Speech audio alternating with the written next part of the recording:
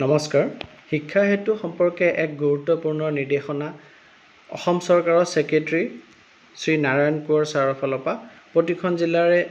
ADC education DMC inspector of schools আৰু ডিও সকললৈ আহিছে যাৰ বিষয়বস্তু উল্লেখ কৰিছে ষ্টুডেণ্ট ৰেজিষ্ট্ৰেশ্যন কমপ্লিট কৰা আৰু ছাত্ৰ ছাত্ৰীসকলৰ যি এআই এনৰোলমেণ্ট কৰিব লাগে শিক্ষা হেতু এপত সেই এআই এনৰোলমেণ্ট আৰু ষ্টুডেণ্ট ৰেজিষ্ট্ৰেশ্যন শিক্ষা হেতু এপত সম্পূৰ্ণ কৰা আৰু চিঠিখনত উল্লেখ কৰিছে যে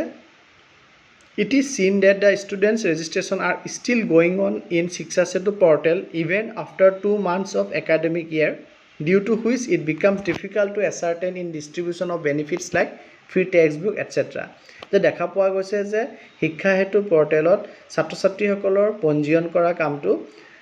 একাডেমিক ইয়াৰ আৰম্ভ হোৱাৰ 2 মাহৰ পাছতো চলি থকা দেখা গৈছে যাৰ ফলস্বৰূপে যি ছাত্ৰ ছাত্ৰীসকলৰ মাজত বেনিফিটস দিব লাগে সুবিধা ডিস্ট্ৰিবিউট কৰাৰ ক্ষেত্ৰত নিশ্চিত কৰিবৰ কাৰণে অসুবিধা সন্মুখীন হৈছে ডিপাৰ্টমেণ্ট অৰ্থাৎ কিমান সুবিধা কোনটো সুবিধা কিমান পৰিমাণে লাগিব কিমান টকা তাত খৰচ হ'ব এই তেনেধৰণৰ বস্তুবিলাক নিৰ্ধাৰণ কৰাৰ ক্ষেত্ৰত অসুবিধাৰ সন্মুখীন হৈছে তাৰ এক্সাম্পল হিচাপে ফ্ৰী টেক্সটবুক কথা উল্লেখ কৰিছে বিনামূল্যে পাঠ্যপুথি যোগান ধৰাত অসুবিধাৰ সন্মুখীন হৈছে ডিপাৰ্টমেণ্ট যেহেতু শৈক্ষিক বৰ্ষ আৰম্ভ হোৱাৰ 2 মাহৰ পাৰ হৈ যোৱাৰ পাছতো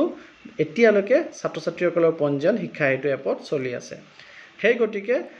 প্ৰত্যেকটো জিলাকে এই পত্ৰৰ দ্বাৰা অনুৰোধ কৰা হয় যাতে এই ছাত্ৰ ছাত্ৰীসকলৰ পঞ্জীয়ন আৰু এআই এনৰোলমেণ্ট অৰ্থাৎ ফটো এনৰোলমেণ্ট যোনটো কৰিব লাগে ফটো এনৰোলমেণ্ট 7 জুন 2024 তাৰিখৰ ভিতৰত শিক্ষা হেতু পৰ্টেলত যাতে উইদাউট ফেল কমপ্লিট কৰে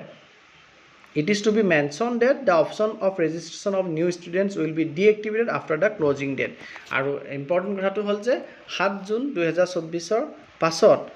নিউ ষ্টুডেণ্টক নিউলি যি আমাৰ ৰেজিষ্ট্ৰেশ্যন প্ৰক্ৰিয়া বন্ধ হৈ যাব আমি নতুনকৈ কাকো পঞ্জীয়ন কৰাব নোৱাৰিম শিক্ষা হেতু এপত গতিকে ইনফৰমেশ্যনটো ইম্পৰ্টেণ্ট হয় ধন্যবাদ